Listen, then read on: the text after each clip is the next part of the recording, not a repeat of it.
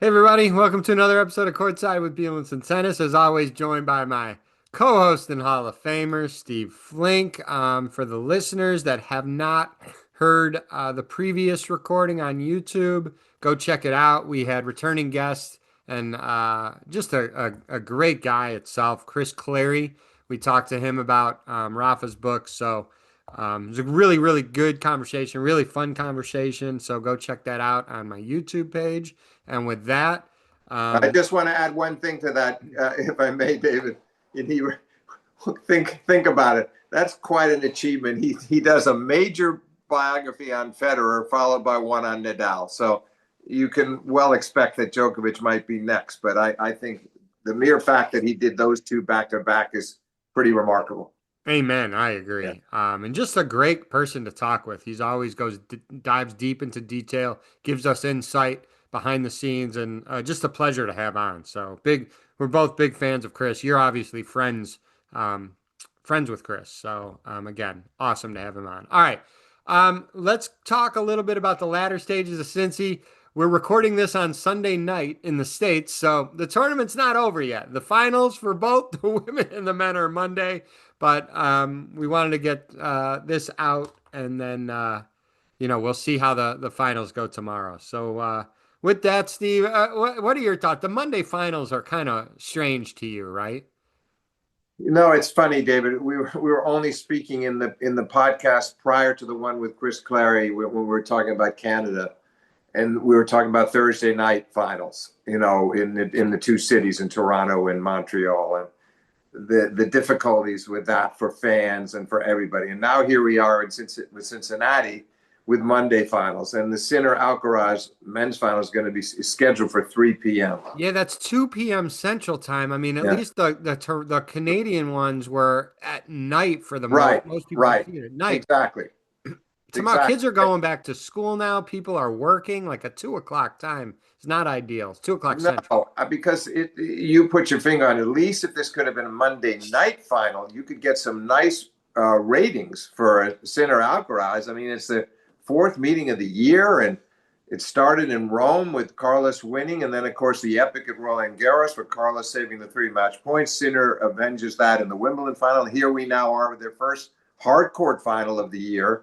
Everybody, it's a mouth-watering contest and mid-afternoon on a Monday. What a shame. The sport sometimes, I hate to say it, but sometimes the sport shoots itself in the foot. Yeah, and we've talked about that previously. It does. It's unfortunate, but that said, I mean the tournament's gone well. The facilities, everybody's raving Oh, about the facilities. They're loving it. The players, the fans, and hey, if you can't watch it live, make sure you record it on DVR because we think it's going to be a great final. I mean, last year's final was ridiculous. If you remember, between Djokovic and Alcaraz, if it can even come close to something like that, which it may. It should be a great one. no, So, actually, David, that one, funny enough, talk about time flying. That was actually 2 years ago, believe it or not, with Djokovic and Alcaraz. Last year was Sinner won the title on the oh, that's led him on to the U.S. Open. But 2 years goes by in a flash. And you know what? I can see why it's so easy to mistake because that match, the Djokovic Alcaraz was just a gem. It oh, was it was. 4 hour match. Djokovic came from match point down in the second set tiebreak to win it in three in the third set tiebreak. And to me, it seems like yesterday, not even last year.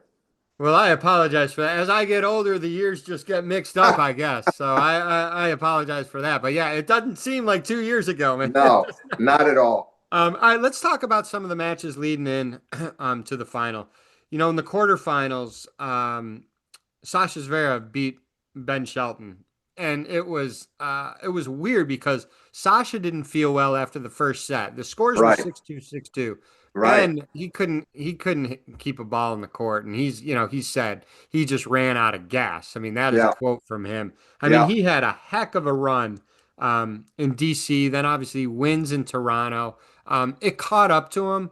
I actually, and you, Steve, you said this previously. You were okay even if he lost his first match in Oh, Cincinnati, yeah, and he'd still yeah. be fine. And I think a little, a little humble pie because he was on such a nice run. A little humble pie, whether he got beat bad 6-2, 6-2, or whether he just ran out of gas. I think this will let him refocus, lock in, and you know he plays well in the slams, Steve. He always shows up in the slams. I No, hope he can make a really, really deep run, find some magic, and see what happens in New York because he was playing so well. listen, he did hit a wall. There's no getting around it. I think it's a little easier to deal with that, to tell you the truth. If he'd gone out and played a really good match, served for the match, 5-4 in the third, loses in the third set tiebreaker, he'd be, oh, for crying out loud, why didn't you close him out? You could have kept going. Now, he will have it in perspective, as will his father, and they'll realize great summer, wins that Masters 1000 title. He's ready for the Open, and there's no reason to lose sleep over a disappointing performance against Sasha.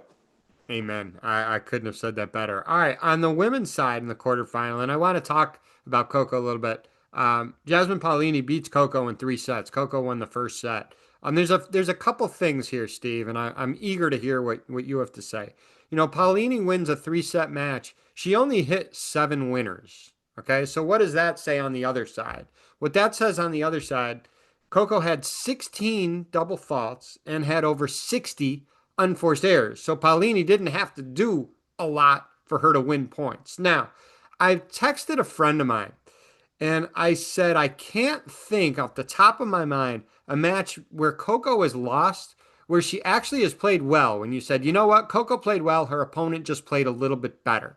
All the losses that are coming to my mind when she loses, they're pretty hard to watch. The errors creep up, Fair. the double That's fair. faults creep up. The reason why I don't think I can think of matches where she plays well and loses is because she is so good and she's so highly ranked. If she plays well, she's winning 99% of those matches. So Yeah, you don't. I would say, David, you're fundamentally correct. There are exceptions. I'd say the loss that she had in the finals in Spain prior to the French Open, when she lost to Sabalenka in a well played straight set match. I thought that was, she gave a good account there. But too often it's like this. And I also want to say, in terms of the unforced error count, I think double faults I found more disturbing than the unforced in this case, because Paolini is so quick and so cunning and covers the court so beautifully. They had some breathtaking rallies. So in many ways, that a lot of times it was inevitable that the point was going to end not on a winner, but on an unforced error. They're both so fast. I mean, we all know how speedy Coco is. So I can see why her unforced error count went up so high. But the problem, what bothered me more was the serving, because she was losing serve left and right. I mean, she was almost breaking more than she was holding. That was the issue with her, and that caught up to her in the third set finally, after she won a pretty easy first set. So, yeah, it's disturbing, and I think her coaches probably don't like it either. But I think she'll respond pretty well in New York. She didn't have the she had a disappointing Wimbledon, a disappointing summer, but she still got enough matches in that I would expect that she could take it up a notch in New York. Yeah, And and I will say this 2 years ago, right? I think I'm right on this. 2 years yes, ago, when yes, she yes, lost in the first round, right, she had at Wimbledon, she had a great summer leading into right. the New York. She She she did. hasn't really replicated that, Steve, No, as you no. just said, but hopefully she But what can. she has, David, the similar 2 years ago was okay. That was her first major. So she really wanted it badly. She'd started with Brad Gilbert at that time and got over the Wimbledon woes and had that incredible summer that you just referred to. This time, though, at least she in the rearview mirror, and not very far in the rearview mirror, is Roland Garros. Yes. And that was a big load off her shoulders to collect a second major crown and know that at the very least, she's striving for many more, but at the very least, she's got that second one in her collection already. And also, that helps with the confidence too, to know that was a major. And that was a major not that many people thought she was going to win. This Sabalenka going into the final was a big favorite. And going in, Coco was one of the leading candidates, but clearly not the favorite. So I think that will help to offset a bit of what's happened since. But she does need to pick things up at the U.S. Open and tidy things up and stop, and not double fault as much and play the kind of tennis that we know she's capable of. And hopefully she will do that. All right, so the men's semis, I mean, this is what everyone predicted, right? You got the number one player in the world, the number two player in the world, the number three player in the world, and the number 136 player in the world. There's a qualifier. So, what a run from Terrence Ottman. I mean, he beats Holger Rune, Taylor Fritz, João Fonseca, Caboli 7-6 in the third, and that's like reverse order how I just announced the run he had. But boy, oh boy, what a run from the qualifier. He had it was astounding how well he played. The Fritz match at the time shocked me until I watched it. Saw the result first, watched it on DVR next, and thought, "Oh my God!" And he's a left-hander. He's explosive. He's got a huge forehand. He's got a great lefty serve. He's not serving Ben Shelton speeds in the 140s, but he's in the high 120s and deadly accurate. And he's got that wide serve going in the ad court, and he goes for everything. And he was toe to toe with Sinner in that semifinal right through the first set. Sinner didn't even have any break points, and finally, typically of Yannick, he responded in the breaker, and Ottman served a double on the first point, and that hurt him. And then in the second set, in the heat, he couldn't stay with him, and Sinner got sharper from the baseline, and the match was over. But what a tournament! And he came in at 136 in the world. He's going to go, I think, into high 60s now. What a leap that is for him. And I don't think it's an accident. I don't mean that we're going to see these performances from him week in and week out necessarily, but I think he's for real. I definitely do. Having watched more than one of his matches and having watched him play so remarkably well against Yannick Sinner. The other semi, and again, this was kind of strange too. Carlos Alcaraz beat Sasha Zverev 6-4, 6-3. Sasha wasn't feeling well again, but it was for a different reason. Here is more like an ailing back. He had really trouble standing up near the end of that. Now, there's a couple things I want to say about Sasha Zverev, and to his credit, he doesn't do it as an excuse or whatnot. But it hits home with me because I have a very close family member who has type 1 diabetes too. And Sasha has that. Yeah. And that can play a huge effect, and it depends on the heat and whatnot. And he doesn't really use it as an excuse, and the commentators don't stress a lot about it when maybe he's not playing well. That's not something easy to deal with, Steve, and I think it can be thrown out there. I think that may have been ailing him against Ben, but to be three in the world dealing with that condition, that's not easy. And again, I don't personally have it, but a very close family member of mine does, and I see how the the blood levels go up and down like Yeah. crazy. Well, you've seen him at the changeover sometimes giving himself a shot. Yeah. No, he's terrific about it for a guy. I mean, look, all the top players once in a while they will whine a bit or make excuses. It's hard not to be in your frustration. He doesn't do that at all. He can lament losses, but he'll never use this. And you're right, it's not insignificant, and it's not something I think any of the other top players are dealing with now. I remember in the old days, Ham Richardson, a top 10 American player, perennial top 10, top 5 player, Davis Cupper, had to play through his amateur career with as a diabetic, and sometimes he'd have these episodes, and they give him a chocolate bar, and it wasn't easy for him. And I don't know of many others who've had to battle it. So I couldn't agree with you more in the sense that Sasha keeps it in the background, and even if he's given himself a shot, the changeover, if he ends up losing that match, you don't hear a word about it afterwards. So that's a very commendable side of him. But it was really unfortunate, David, to get back to Cincinnati, that he would have to deal with that against Ben, where it didn't matter, where he was on top of things and much more solid from the baseline and serving well, and pretty much he was unbreakable. And then to have it, the hope was things would go better against Carlos, and it looked at the beginning like it would. He had 2-1, and then love 40, and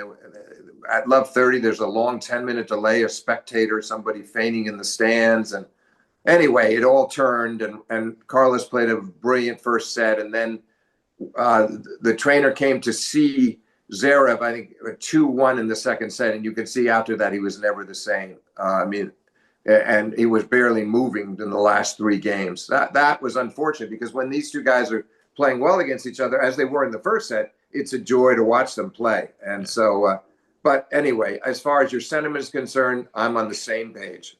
And so here we are with a blockbuster final, like you said, Yannick Sinner versus Carlos Alcaraz. The last 4 tournaments that they have both played in, they've met in the final in Rome and Roland Garros, Wimbledon, and now Cincinnati. Carlos leads 8-5 head to head. Now this is kind of crazy. Yannick has won. I mean, he just wins. You don't realize some of these numbers. Yannick has won 26 consecutive matches on hard courts and 21 consecutive sets on hard courts. Carlos has won 16 consecutive matches at Masters 1000 level. So you got two of the best players in the world. When they play each other, you remember the one a few years back. I think it was a quarterfinal at the U.S. Open, which was Yeah, yeah, unbelievable. yeah. That was before either of them, I think, had won a slam. I think Carlos maybe That was when won that slam Carlos. that year. Yeah, that was Carlos's breakthrough slam at the Right. U.S. Open. Quarterfinals, 5 hours, match point down in the four set, and Alcaraz beats Sinner in five. So yeah, listen, this rivalry is taking off. The nice news, David, is that back in those days, and so often prior to this year, I mean, too often it started. Too often they didn't play in the finals. It was a semi. It was a quarter.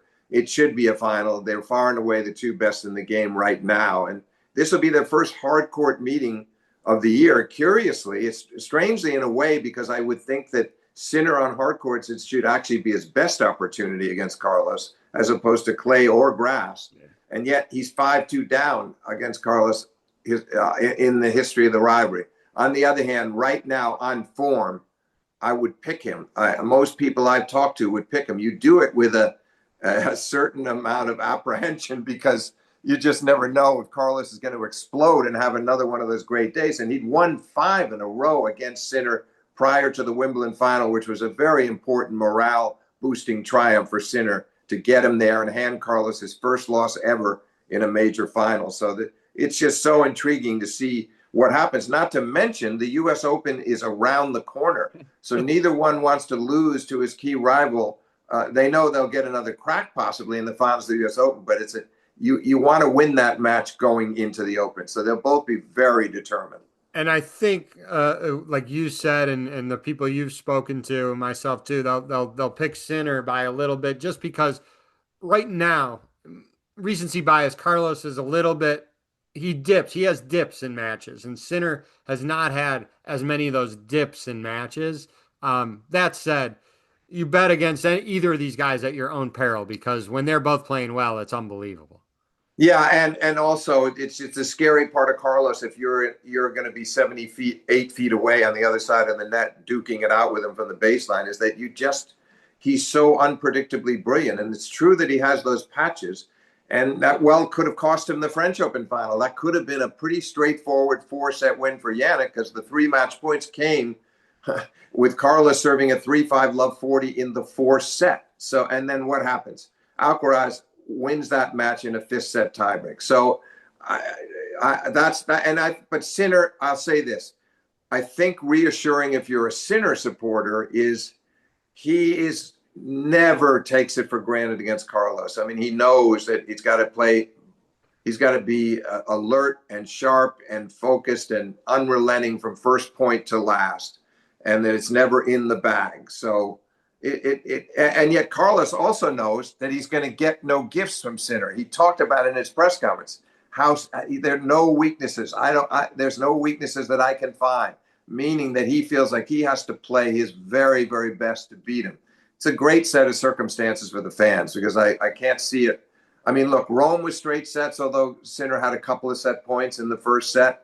But I think odds favor 3, although it wouldn't be shocking to see say a 6-5 or a 6-4 match. No matter what, we're going to get a top of the line match. I don't have any doubt about it.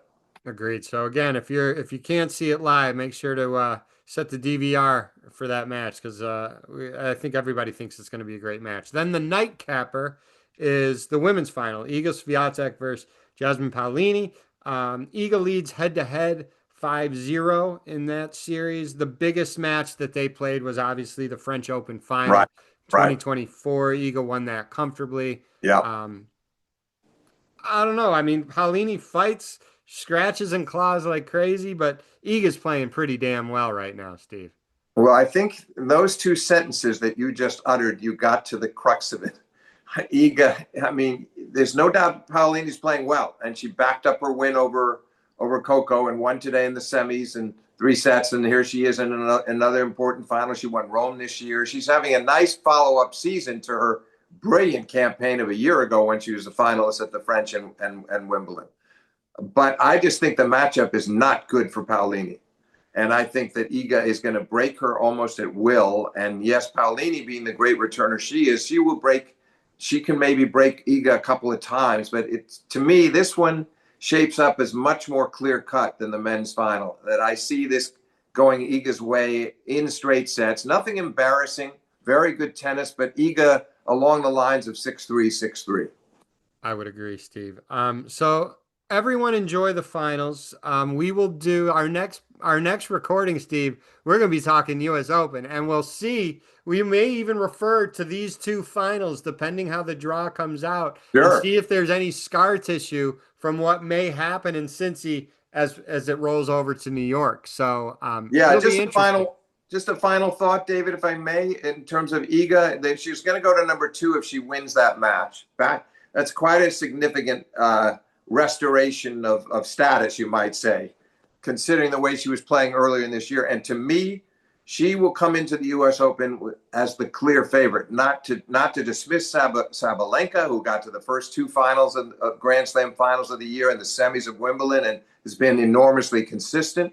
But I just think the way Iga has been playing, the boost she got from winning Wimbledon, despite losing in Canada to Towson, she's playing so well and she's so confident. I think, assuming that she wins tomorrow, which I do, pretty much do, I see her having an excellent chance to win her second U.S. Open. And what's interesting is I'm glad you mentioned Sabalenka because she could still, depending how she does in New York, even if she doesn't win it, she still could finish the year number one without winning a slam, just because her Yeah. results at slams were so consistent. Oh yeah. Final of Australia, finals at French Right. Open, semis at Wimbledon, and then depending how well she does in New York.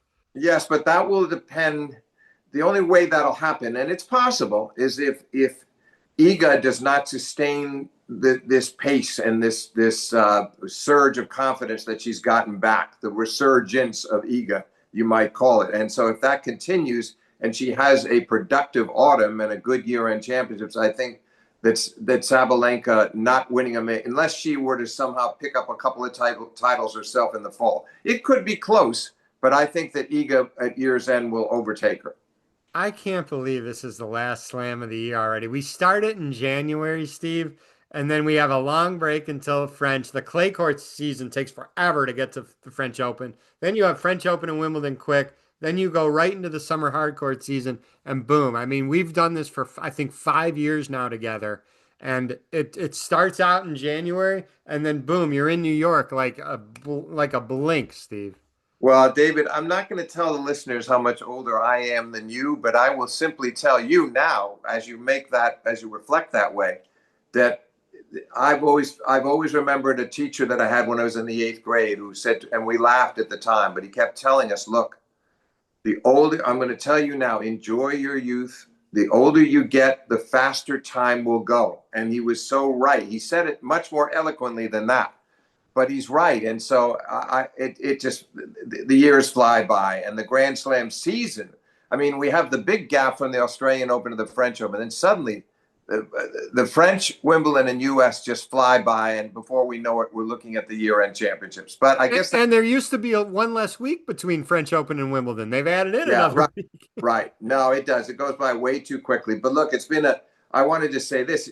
I'm sure you agree. It's been a terrific season. We've had the three different winners among the women. We've had the Alcaraz Sinner rivalry just flourishing, and so the stage is set for a really stunning U.S. Open. Can't wait to talk New York next weekend with you, Steve. Thanks so much. Thank you, David.